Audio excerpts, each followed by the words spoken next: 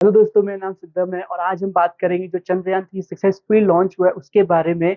क्योंकि ये 2019 में जो हुआ था वो फेल हो चुका था, लेकिन अब पूरे पूरे चांस है कि ये सक्सेसफुली मून पे लैंड कर जाएगा। और इसके बारे में जानने के लिए वीडियो को जरूर एंड तक देखिए, लाइक करिए, कमेंट करिए और अपने सजेशंस भी जरूर देना कि आपको पूरी मेरी वीडियो कैसी लगी। और अगर आप चैनल पे पहली बार आए तो सब्सक्राइब जरूर करना। एंड ऑल्सो आप अपना बेल नोटिफिकेशन भी दबा सकते हैं ताकि आपको सारी इन्फॉर्मेशन मिलती रहे। और अगर इसकी बात करें, 2019 में फेल हो गया था, बट अब ये पूरे पूरे चांस लग रहे हैं कि सक्सेसफुली, क्योंकि लॉन्च एकदम बढ़िया तरीके से हुआ है। और 14 जुलाई को इसका लॉन्च हुआ, यहाँ तक कि प्राइम मिनिस्टर यहाँ नहीं थे, उन्होंने भी कॉन्ग्रेचुलेट करा इसरो को और सभी ने। और अगर इसकी और ज्यादा बात करें, ये टोटल जो इसकी कॉस्ट आई है वो आई है 615 करोड़। और साथ में अगर इसकी लॉन्च सर्विसेज इस बार इतनी ज्यादा महंगी है कि जो इसका लैंडर, रोवर और यहाँ तक कि प्रोपेंशियल मॉड्यूल है वही सिर्फ 250 करोड़ में बना है, लेकिन जो इसकी लॉन्च सर्विसेज है वही बाकी का बना है। इसलिए क्योंकि इस बार लॉन्च पे बहुत ज्यादा ध्यान दिया है और सारे मॉडिफिकेशंस करे गए हैं लैंडर और रोवर में। क्योंकि ऑर्बिटर तो हमारा घूम ही रहा है अच्छे से और वो हमारी जानकारी भी दे रहा है लगातार कि कैसे फोटोज क्लिक कर रहा है और सब चीजें। इसीलिए इस बार एडिशनल चेंजेस बहुत सारे करे गए हैं लैंडर और रोवर में, ताकि वो बिल्कुल क्लियरली लैंड कर सके। और बोल रहे जो इस बार जो जगह चुनी है वो साउथ पोल है। मतलब अगर इंडिया लैंड कर लेता है सक्सेसफुली तो हम वैसे तो फोर्थ नेशन बन जाएंगे ऑल ओवर वर्ल्ड, जिसमें कि पहला है यूएस, रशिया, यूएसएसआर था उस टाइम पे, और अब चाइना एंड इंडिया हो जाएगा। लेकिन ये बड़ी स्पेशल बात है कि अगर साउथ पोल पे, जो कि बिल्कुल .70 डिग्री पे हम लैंड करेंगे, उस पे आज तक किसी कंट्री ने नहीं करा, तो वो हम फर्स्ट हो जाएंगे। यानी कि यूएस, चाइना। चाइना ने एक चांगी मून मिशन करा था अपना 3 साल पहले, जो कि अब तक सही चल रहा है। वो उन्होंने 45 डिग्री पे करा था, क्योंकि वो बोलते हैं कम डेंजरस है। अगर सबसे पहले साउथ पोल की बात करें तो ये आपको दिखता नहीं है कभी भी। जो अभी भी हम जब भी फुल मून होता है तो वो इसकी नॉर्थ साइड होती है। साउथ पोल कभी भी दिखता नहीं, हमेशा बोलते हैं इसलिए डेंजरस है, क्योंकि वहां पे डार्क साइड रहती है, पूरा कंप्लीट डार्क है वहां पे, कभी भी सनलाइट नहीं आती, लैग टेम्परेचर मतलब एक्सट्रीम में चल जाता है, कई कई बार तो -250 डिग्री सेल्सियस में रहता है। इसलिए वहां पे कोई भी इक्विपमेंट कुछ भी काम नहीं कर सकता। साथ बोलते हैं वहां पे क्रेटर्स हैं, और वो क्रेटर्स इतने भी नहीं हो कि कुछ सेंटीमीटर से लेकर कुछ किलोमीटर तक फैले हुए हैं। तो बहुत ही मुश्किल है कि वहां पे लैंड करना। तभी इंडिया सक्सेसफुली अगर कर लेता तो पहला हो जाएगा पूरे वर्ल्ड में। और साथ में अगर चाइना की बात करें तो चाइना ने 45 डिग्री पे लैंड करा था। क्योंकि यही डिग्री का इसमें बहुत बड़ा गेम है कि अगर आप थोड़ा सा भी इधर उधर हो गए तो भी गड़बड़ हो सकती है। ऐसी बात नहीं, जो इस बार लैंडर है उसमें ही उन्होंने सेव करके रखा है कि उसको ज्यादा प्रेशर लेने की जरूरत नहीं, क्योंकि उसको फोटो क्लिक करने की जरूरत नहीं कि वो सही पोजीशन पे लैंड कर रहा है या नहीं। पिछली बार ऐसा ही हुआ था और वो उसी टाइम वो क्रैश हो गया था। इस बार उसको ऑर्बिटर से पहले ही सारी फोटोज उसमें फीड करके रखी हुई है। बस उन्होंने कंफर्म करना है उस लैंडर ने और वो वहीं क्लिक करेगा। और अगर 1% वो ना भी हो पाया तो उन्होंने एक ऑल्टरनेट लैंडिंग साइट भी दे रखी है उसी के पास, जहाँ पे वो क्लियरली लैंड कर सके, जहाँ पे क्रेटर्स नहीं है। और इसी का वो है क्योंकि साउथ पोल सब लोग बहुत इंटरेस्टेड है कि वहाँ पे एक्चुअली में है क्या। वहीं पे जब पहला हमारा चंद्रयान मिशन था तो उसने जो एक इक्विपमेंट था उसी ने पता लगाया था कि वहाँ पे बहुत सारे आइस मॉलिक्यूल्स और भरे पड़े हैं, कि मतलब यहाँ पे पूरा पूरा चांस है कि वाटर भी बहुत ज्यादा मिलेगा। लेकिन वो भी फ्रीज है, तो उसी में बारे में ये कंफर्मेशन होगी इसी मिशन से। और यहाँ पे अगर इसकी बात करें तो 26 केजीज का रोवर होगा और 1700 किलो के करीब, 1100 किलो के करीब का आपका लैंडर है। और प्रोपल्शन मॉड्यूल भी काफी हैवी है।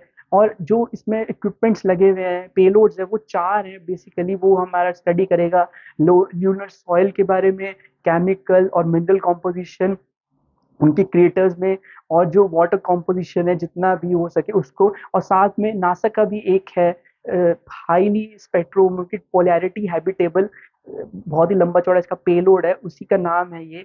और ये बेसिकली आपको बताया कि जितने भी मून से कितने ज्यादा जो स्मॉल प्लैनेट्स दिख सकते हैं वो कितने हैबिटेबल हैं या नहीं। तो वो एक अकेला नासा का उसमें इक्विपमेंट है, बाकी सारे इंडिया के हैं और इंडिजीनियसली मेड है। और इसी के ऊपर और ज्यादा अगर हम बात करें आगे कि इन्होंने बहुत ज्यादा लैंडर और रोवर में इस बार स्पेसिफिकेशंस करी गई है पिछली बार को देख के इसरो ने, ताकि इस बार गलती ना ही हो सके, बिल्कुल भी ना हो सके। ताकि इस बार अच्छे से लैंड हो सके, जैसे कि उन्होंने एडिशनल सोलर पैनल्स लगा दिए ताकि कोई भी उसको एनर्जी की प्रॉब्लम ना हो इलेक्ट्रिसिटी की। साथ में उसके जो लेग्स भी नीचे का फाउंडेशन बेस होता है वो भी बहुत ज़्यादा वाइड कर दिए ताकि और आराम से वो लैंड कर सके। उसकी वेलोसिटी भी तेज़ कर दी है ताकि वो बिल्कुल एकदम जब लैंड करे तो टूटने का, क्रैश होने का बिल्कुल भी उसमें डर ना रहे। और सेम चीज़ रोवर में भी करी है ताकि वो आराम से हो सके। और ये हमारा जो मिशन है ये सिर्फ एक लूनर डे के लिए चलेगा, नाइट के लिए भी नहीं।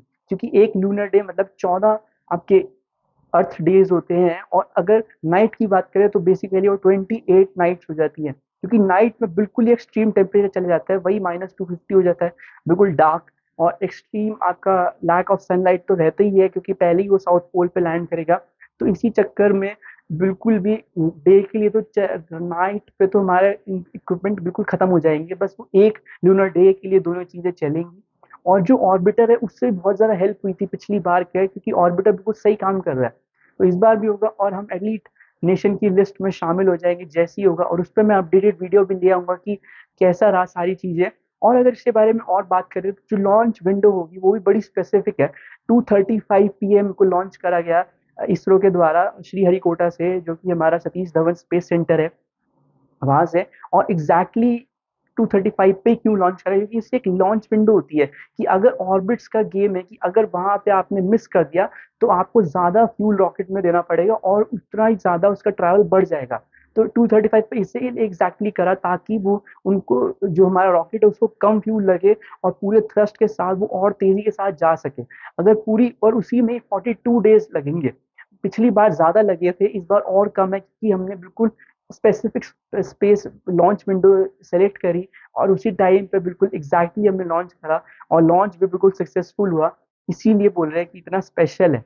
एक्चुअली साउथ पोल के लिए बड़ा इंटरेस्टिंग है क्योंकि इससे पहले चाइना कर चुका है जो कि 45 डिग्री पे, लेकिन 70 डिग्री पे तो हम पहली बार करेंगे। यूएस ने भी एक बार ट्राई करा था जो कि था 1960 में, मतलब इतना पुराना 10 जनवरी 1960 को करा था उन्होंने। सर्वेयर 75 भेजा था, वो भी 40 डिग्री पे था। मतलब 70 डिग्री में तो किसी ने भी अब तक ट्राई नहीं करा, तभी बोल रहे इतना स्पेशल है इंडिया के लिए क्योंकि इस बार कर दिया तो इसमें फर्स्ट टाइम हो जाएगा और ओवरऑल 4th नंबर पे आ जाएगी एलीट लिस्ट में, हम पूरी दुनिया के शामिल हो जाएंगे। और अगर जो मून या स्पेसिफिकली मून के लिए अगर हम बात करें इस पर, इसके लिए बहुत सारे अलग अलग मिशन होते हैं। एक सबसे पहले आता है फ्लाई बाय, कि जब कोई भी एयरक्राफ्ट, कोई भी सैटेलाइट उससे होके गुजर चली जाती है और कुछ पिक्चर्स क्लिक करती है और बस वो ना लैंड करती है ना वो ऑर्बिटर होता है। दूसरा होता है ऑर्बिटर जिसमें हमने बहुत बार चंद्रयान पे भेजा है, और पहला भी 2019 में जब भी हुआ था तब भी गया था। और अब जो कि होता है लैंडर या रोवर। एक्चुअली उसमें भी कैटेगरीज होती है, आप खाली लैंडर ही भेज सकते हो। यूएई ने ऐसा करने की कोशिश करी 2022 में, बट वो फेल हो गया था। 2019 में जापान में भी कोशिश करी थी, वो भी फेल हो गया था। 2020 में इसराइल ने भी कोशिश करी थी और वो भी फेल हो गया था। उन सब ने लैंडर्स भेजने की कोशिश करी थी बट वो सारे ही फेल हो गए थे। और रोवर्स, स्पेसिफिकली रोवर, जैसे चाइना ने बिल्कुल रोवर भेजा था, स्पेसिफिकली रोवर, क्योंकि उन्होंने वहां पे पूरे तरीके से साइंटिफिक तरीके से उन्होंने भेजा था और वो 45 डिग्री पे भेजा था तभी। और इसी में और एक होता है हाई इम्पैक्ट अनकंट्रोलेबल इम्प्लोजन या एक्सप्लोजन बोल सकते हो। मतलब कि उस पे लैंडर्स जाते हैं, बस वो अनकंट्रोल तरीके से वहीं पे वो ब्लास्ट हो जाते हैं, वहीं पे वो क्रैश हो जाते हैं। उसी से ही वो जो थोड़ा बहुत डेटा देते हैं बस वहीं पे। या कई बार ऐसे भी होता है कि वो एक बार कुछ सॉइल का पार्टिकल कलेक्ट करते हैं और वापस चले जाते हैं, बट ऐसा किसी ने हुआ नहीं, सिर्फ जापान कर चुका है। एस्ट्रॉयड के केस में वो भी बेनू जो उनका एक था स्पेसक्राफ्ट, उसने ऐसा करा था। बेनू एस्ट्रॉयड के ऊपर, बाकी कोई कंट्रीज अब तक ऐसा नहीं अटेम्प्ट कर चुकी। इसलिए बोल रहे हैं कि इंडिया का बहुत स्पेशल है और जो भी इसकी अपडेट्स आएगी उसके लिए मैं अपडेट वीडियो ले आऊंगा। तब तक के लिए आप चैनल को सब्सक्राइब जरूर करके रखिए, पहली बार आया तो बेल नोटिफिकेशन